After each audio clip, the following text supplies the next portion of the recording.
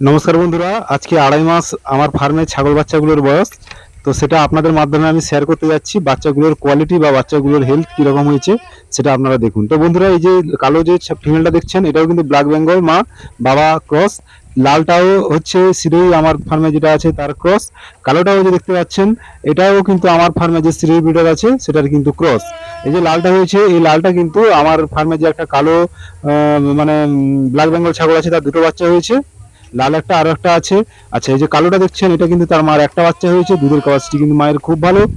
তারপরে যে এটাও দেখছেন, এটাও কিন্তু আমার একটা ব্ল্যাক বেঙ্গলের মা ব্ল্যাক বেঙ্গল, বাবা ছিল ক্রসের। এটা আগের মানে আগের ফার্মের যে বাচ্চাগুলো হয়েছিল সেই ফিমেল বাচ্চাটা ফার্মের জন্য রেখে দিয়েছি।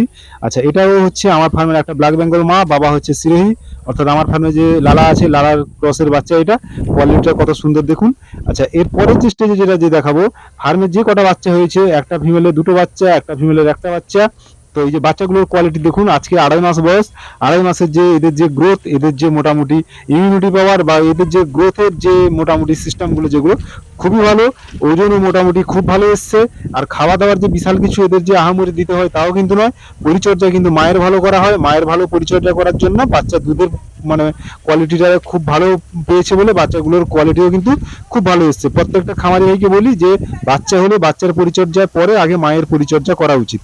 মায়ের দুধ ভালো হলে বাচ্চা অলরেডি সেখানে কিন্তু ভালো হবে। তারপর ফার্মের বিডারটাকে একটু ভালো রাখুন। সে হোক না সে ব্ল্যাক বেঙ্গল ছাগল, তো কি যায় আসে তাতে। কিন্তু ব্ল্যাক বেঙ্গলের পেটেও অনেক বড় বড় সাইজের বাচ্চা হয় যদি ফার্মের একটা মেল যদি কিন্তু খুব ভালো থাকে, তাহলে আর কোনো টেনশন করার দরকার নেই।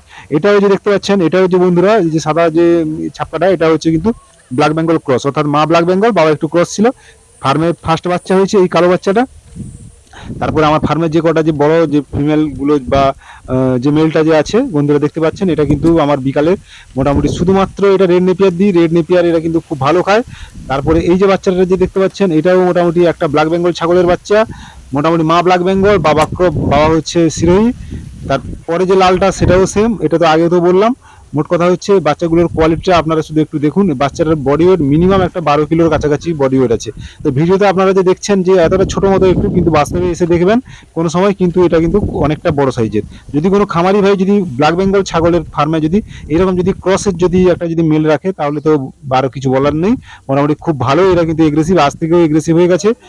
তো মোটামুটি বাচ্চাগুলোর কোয়ালিটি আজকে মোটামুটি 2.5 মাস কাছাকাছি হবে এদের বয়স। তো হয়তো কোনোটা 2-5 দিন আগে, কোনোটা হয়তো 2-5 দিন কম।